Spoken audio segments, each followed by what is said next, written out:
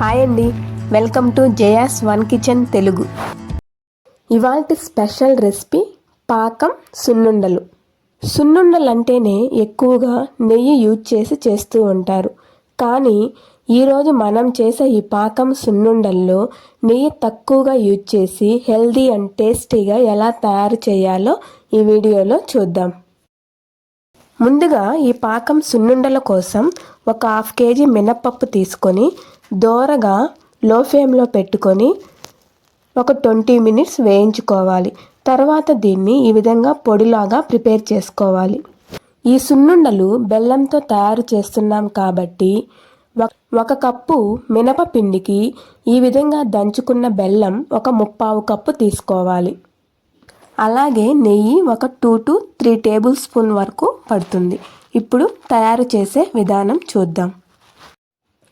ముందుగా స్టవ్ మీద కడాయి పెట్టి 1 కప్పు బెల్లం యాడ్ చేసుకోవాలి. ఏ కప్పుతో అయితే బెల్లం తీసుకున్నామో అదే కప్పుతో 1/2 కప్పు వాటర్ యాడ్ చేసుకోవాలి. ఇప్పుడు బెల్లాన్ని మీడియం ఫ్లేమ్లో పెట్టుకొని ఈ విధంగా కలుపుతూ కరిగించుకోవాలి. ఇలా కరిగించుకున్న తర్వాత దీన్ని వేరొక బౌల్లోకి ఫిల్టర్ చేసుకోవాలి. ఏమన్నా డస్ట్ ఉంటే పోతుంది. ఇప్పుడు కడాయిని ఒకసారి వాష్ చేసుకొని మరలా ఈ బెల్లం వాటర్ని ఇందులో వేసుకోవాలి. ఇప్పుడు హై ఫ్లేమ్లో పెట్టుకొని ఒక 5 minutes మరిగించుకుంటే సరిపోతుంది. దీనికి ముదురు పాకం రావాల్సిన అవసరం లేదు. జస్ట్ పాకంగా వస్తే సరిపోతుంది. తక్కువ వాటర్ పోసాం కనుక పాకం అనేది వెంటనే వస్తుంది. జస్ట్ ఈ విధంగా వాటర్లో వేసినప్పుడు పాకంగా వస్తే సరిపోతుంది. ఇప్పుడు స్టవ్ ఆఫ్ చేసేసి 3 tablespoons నెయ్యి యాడ్ చేసుకోవాలి. నెయ్యి యాడ్ చేసుకున్న తర్వాత అంతా మిక్స్ అయ్యేలాగా ఒకసారి కలుపుకోవాలి.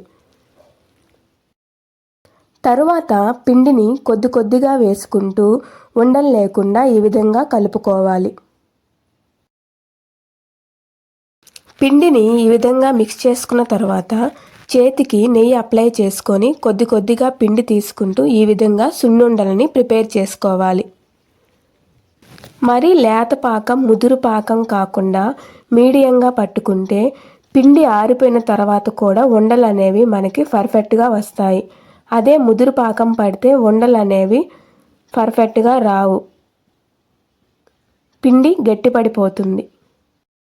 చూస్తున్నారా పాకం సున్నుండలు ఎంత పర్ఫెక్ట్గా వచ్చాయో. ఇంతేనండి, అన్ని సున్నుండల్ని ఈ విధంగానే ప్రిపేర్ చేసుకోవాలి. ఈ పాకం సున్నుండలు చాలా అంటే చాలా టేస్టీగా ఉంటాయి. అంతేకాకుండా ఒక 2 weeks వరకు కూడా నిల్వ ఉంటాయి. తక్కువ నెయ్యితో ఈ పాకం సున్నుండలని మీరు కూడా ట్రై చేసి ఎలా వచ్చాయో కామెంట్ బాక్స్లో కామెంట్ చేయండి. ఇలాంటి మరెన్నో simple and tasty healthy recipes కోసం మన ఛానల్ని లైక్ చేయండి, మీ ఫ్రెండ్స్ అండ్ ఫ్యామిలీ మెంబర్స్కి షేర్ చేయండి అండ్ సబ్స్క్రైబ్ చేసుకోండి. Thank you for watching.